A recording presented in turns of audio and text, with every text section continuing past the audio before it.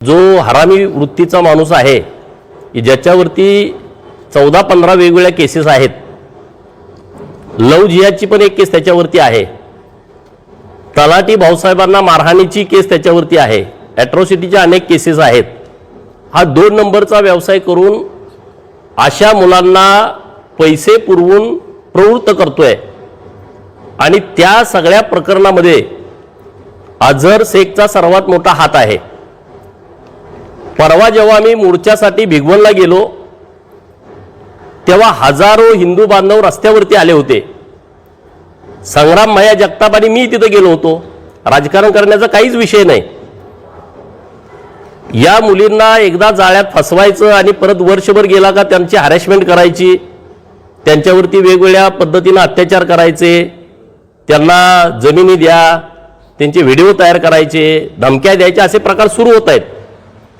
आता जो विषय समोर आलाय त्यामध्ये मुलीचं स्टेटमेंट असं आहे की बाबांनो गोपीचंद पडळकर आणि जगताप हे जे बोलतायत ते खोटं आहे। पोलिसांचं म्हणणं असं आहे की मुलगी सज्ञान आहे, तिचं वय 21 पूर्ण आहे आणि मुलगी सज्ञान असल्यामुळं ती जो जबाब देईल त्या जबाबाप्रमाणे कायद्याप्रमाणे आम्ही कारवाई करणार। आता माझं या सगळ्या विषयावरती म्हणणं एकच आहे, कायदा काय म्हणतोय की 21 वर्ष मुलीची पूर्ण असल्यामुळं 18 वयापेक्षा जास्त तिचं वय आहे, त्यामुळं ती जे म्हणल ती सज्ञान असल्यामुळं तिला स्वातंत्र्य आहे।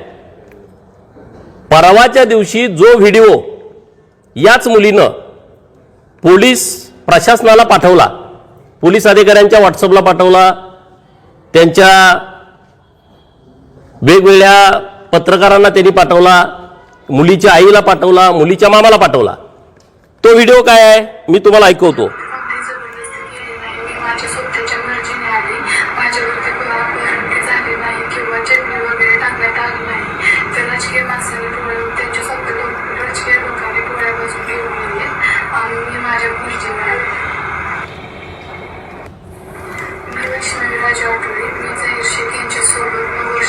नऊ वर्षापासून मी प्रेम संबंधात आहे। ही कोण म्हणतोय?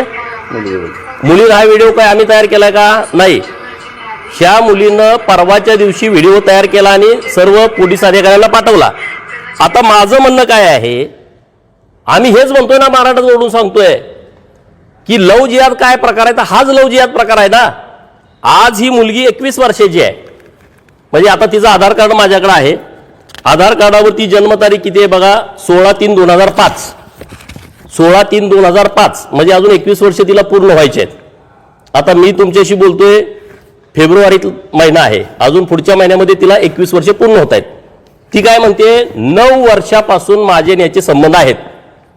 9 वर्ष म्हणजे ती मुलगी 12 वर्षाची होती, म्हणजे या लोकांनी 12 वर्षाची मुलगी म्हणजे 5वी-6वीला ही मुलगी आहे, तेव्हा या मुलीला टार्गेट केलंय, तेव्हा ही बळी मुलगी पडलेली आहे आणि तेव्हापासून या मुलीवरती अत्याचार सुरू आहे। आता माझं पोलिसांना म्हणणं असं आहे, तुम्ही मुलगी सज्ञान आहे, मुलगी जसं म्हणेल तसं करतो असं तुमचं म्हणणं आहे। आता हे मुलीनंच तुम्हाला व्हिडिओ पाठवून दिलाय। हे स्टेटमेंट ग्राह्य धरून पोलिसांनी सुमोटो या शेखवरती फोक्सो अंतर्गत कारवाई करावी।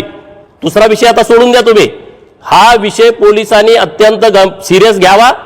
12 वर्षाच्या मुलीवरती अत्याचार केलाय, याच्या पाठीमागे जेवढी लोक आहेत तेवढ्या लोकांना यामध्ये आरोपी करायचं। आज रात्री 2 वाजता स्टेटस काय टाकतोय, एवढी मस्ती एवढा बाज येतो कुठून? कुणाशी हा एकनिष्ठ आहे? कोण ह्याला पाठबळ देत आहे असली प्रकरण करण्याला? ह्यानं स्टेटस ठेवलाय आणि काही थोड्या वेळानंतर तो मुलगा आणि मुलगी पोलीस स्टेशन बारामतीला हजर झालेत। पोलीस स्टेशन बारामतीला हजर होण्यापूर्वी त्याने एक नोटरी तयार केली आहे, पोलिसांना ही सापडत नाहीत।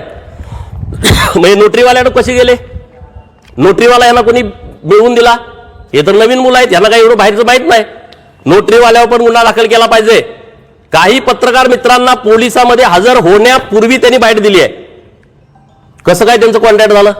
पोलीस तर एवढे 8 टीम पोलिसांच्या प्रयत्न करत होत्या, सगळे सीसीटीव्ही फुटेज चेक केले जात होते आणि हे पत्रकारांना बाईट देत आहेत आणि मग पोलीस स्टेशन हजर होत आहेत। पत्रकार कसे काय आले? ह्या मुलांचं काय पत्रकारांशी कॉन्टॅक्ट आहे? ह्याच्या पाठीमागे कोण आहे याचा तात्काळ तपास पोलिसांनी करावा। पोलिसांनी आता दुसरी बाजू आम्हाला ऐकायचीच नाही। पोलिसांचं म्हणणं आहे ना, मुलगी सज्ञान आहे, 21 वर्ष वय तिचं पूर्ण झालंय, तर 21 वर्ष वय तिचं आहे आणि 21 वर्ष वय असतानाच तिनं व्हिडिओ दिलाय की 9 वर्षापासून माझे त्याचे संबंध आहेत. त्यामुळं आता कुणाची वाट न बघता पोलिसांनी त्या व्हिडिओचा आधार घेऊन आता तिचं स्टेटमेंट घेण्याचं कारणच नाही, कारण आता ती स्टेटमेंट जाणीवपूर्वक देते, कारण नोटरीमध्ये त्यांनी 1 वर्षापासून संबंध आहे. कारण परत विषय अत्यंत विचारानं परत नोटरी केलेली आहे. जेव्हा तिनं व्हिडिओ तयार केला तेव्हा तिच्या मनात काहीच नव्हतं, तिच्यावर आमचा तर कोणाला दबाव असण्याचं कारणच नाही, दबाव तर तिकडच असू शकतो. त्यामध्ये तिनं स्पष्टपणे सांगितलं की 9 वर्षापासून माझे संबंध आहेत. म्हणजे ती 12 वर्षाची मुलगी होती, 5वी-6वीची मुलगी होती, अशा मुलीवरती अत्याचार केलाय, अशा मुलीवरती अन्याय केलाय.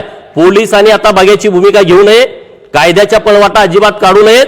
आता तुमच्या म्हणण्याप्रमाणेच आमचं म्हणणं आहे की 21 वर्ष वय पूर्ण झालेली मुलगी म्हणते, तो व्हिडिओ पोलिसांना पाठवते, तो व्हिडिओ पत्रकारांना पाठवते, महाराष्ट्रातल्या सर्व इलेक्ट्रॉनिक मीडियाच्या माध्यमातून तो महाराष्ट्राच्या समोर व्हिडिओ आलाय